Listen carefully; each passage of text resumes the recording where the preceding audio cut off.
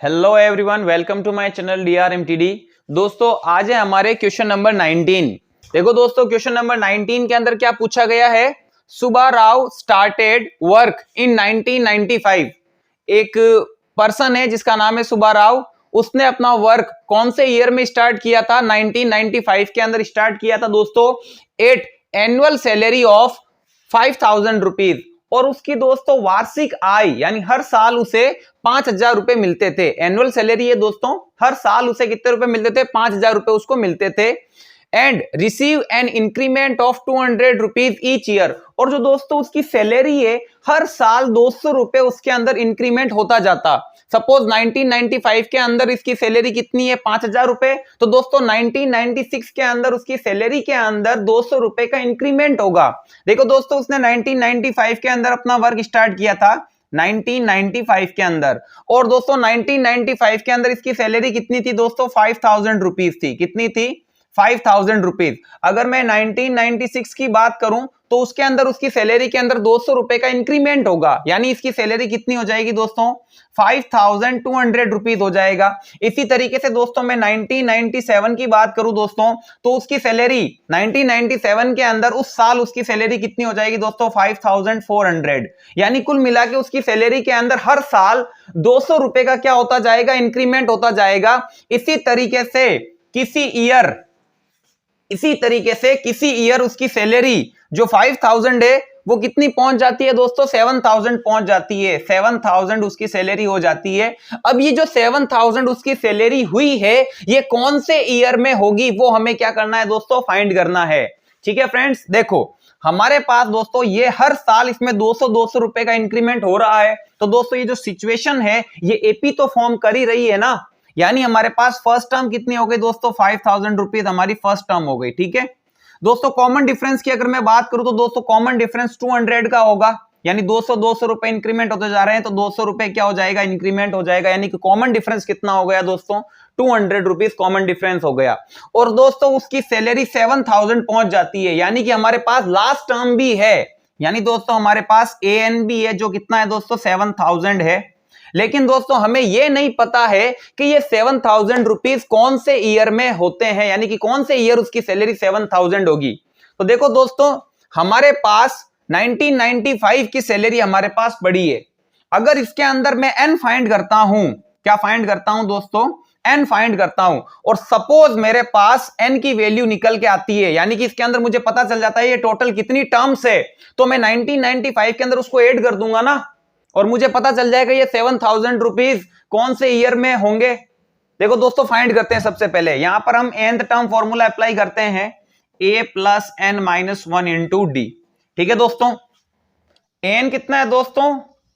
7000 equals to a कितना है दोस्तों? फर्स्ट टर्म 5000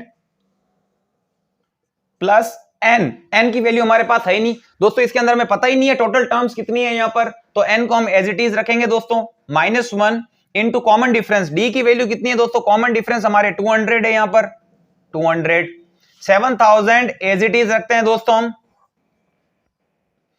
प्लस 5000 को लेफ्ट में लाएंगे दोस्तों, -5000 हो जाएगा, इक्वल्स टू n-1 मल्टीप्लाई 200। ठीक है दोस्तों, 7000 माइनस 5000 दोस्तों कितना होगा?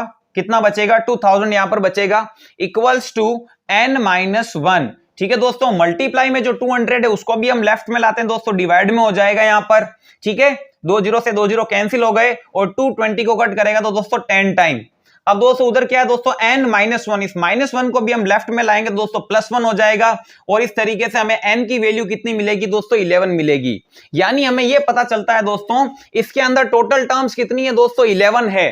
टोटल टर्म्स कितनी है दोस्तों? 11 है। इसका मतलब यह हुआ कि अगर 1995 के अंदर हम 11 ऐड कर देते हैं, 1995 के अंदर दोस्तों हम 11 क्या कर देते हैं? ऐड कर देते हैं, क्योंकि टोटल टर्म्स कितनी है यहां पर? 11 टर्म्स है। ठीक है, यानी कि 1995 के 11 ईयर बाद में 7000 उसकी सैलरी होगी। 1995 के अंदर तो 5000 है, उसमें अगर आप 11 ऐड करोगे तब आपको यह पता चलेगा कि ये जो 7000 है ये कौन से ईयर होंगे। तो दोस्तों हम ऐड कर देते हैं यहां पर, 5 और 1 6, 9 और 1 10, अगेन 10, कुल मिला के क्या पता चला दोस्तों, 2006 ईयर के अंदर उसकी सैलरी कितनी हो जाएगी, 7000 रुपीज हो जाएगी। होप कि दोस्तों आपको समझ में आया होगा, आप इसको नोट कीजिए। फिर हम क्वेश्चन नंबर 20 सॉल्व करते हैं। नेक्स्ट है दोस्तों आज क्वेश्चन नंबर 20। ये इस एक्सरसाइज का लास्ट क्वेश्चन है दोस्तों। देखो इसके अंदर क्या पूछा गया है, Ramkali save ₹5 in the first week.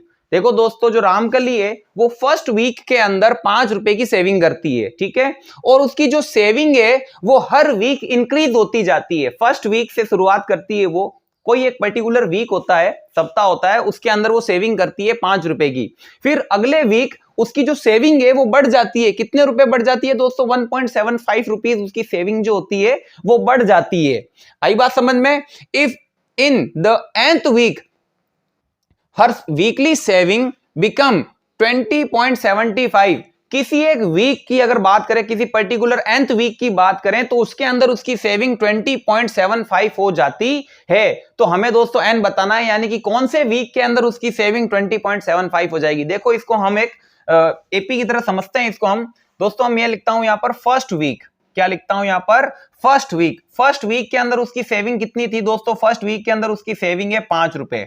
कितनी है, ₹5। और अगर दोस्तों अपन सेकंड वीक की बात करें, किसकी बात करें, सेकंड वीक की बात करें, तो उसके अंदर उसकी जो सेविंग है वो ₹5 नहीं है, अब 1.75 का इंक्रीमेंट हो जाएगा, यानी कि सेकंड वीक के अंदर उसकी सेविंग हो जाएगी 6.75।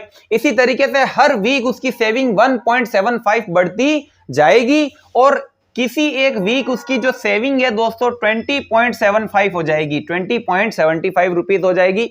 हमें बताना है कि ये कौन से वीक के अंदर इसकी सेविंग होगी। कुल मिला के हमें n की वैल्यू बतानी है। देखो दोस्तों यहां पर फर्स्ट टर्म कितनी है, 5, कॉमन डिफरेंस कितना है दोस्तों, 1.75 रुपीज इंक्रीज होते जा रहे हैं हर वीक, यानी कॉमन डिफरेंस हो गए आपके 1.75।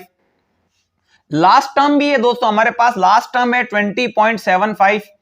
लास्ट टर्म कितनी है दोस्तों, 20.75 है। और दोस्तों क्वेश्चन भी कह रहा है कि हमें n फाइंड करना है, तो यहां पर हम अप्लाई करते हैं nth term formula, an equals to a plus n minus 1 into D.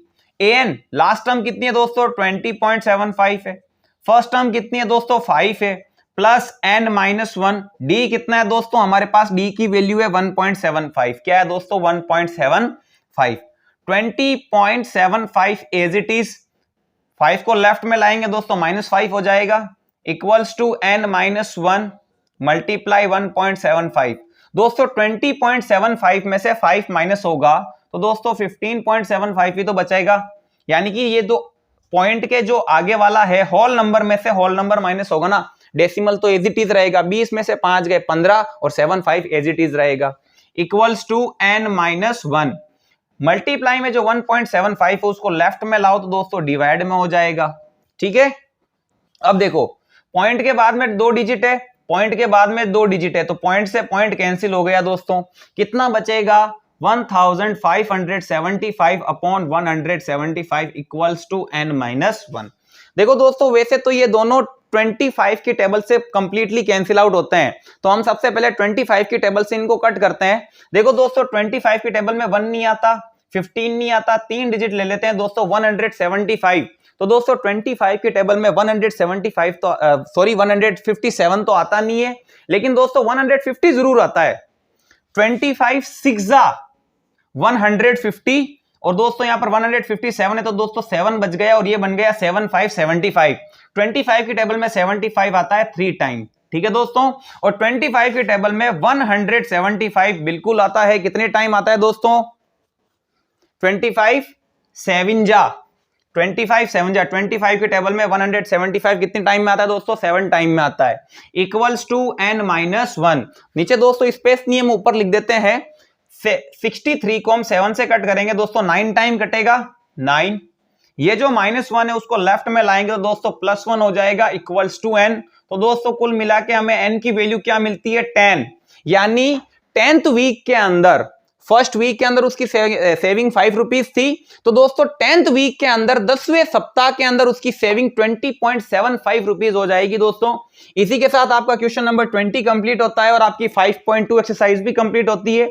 Next video के अंदर दोस्तों पहले हम एग्जांपल सॉल्व करेंगे, उसके बाद में हम 5.3 एक्सरसाइज स्टार्ट करेंगे। तब तक के लिए दोस्तों थैंक यू फॉर वॉचिंग।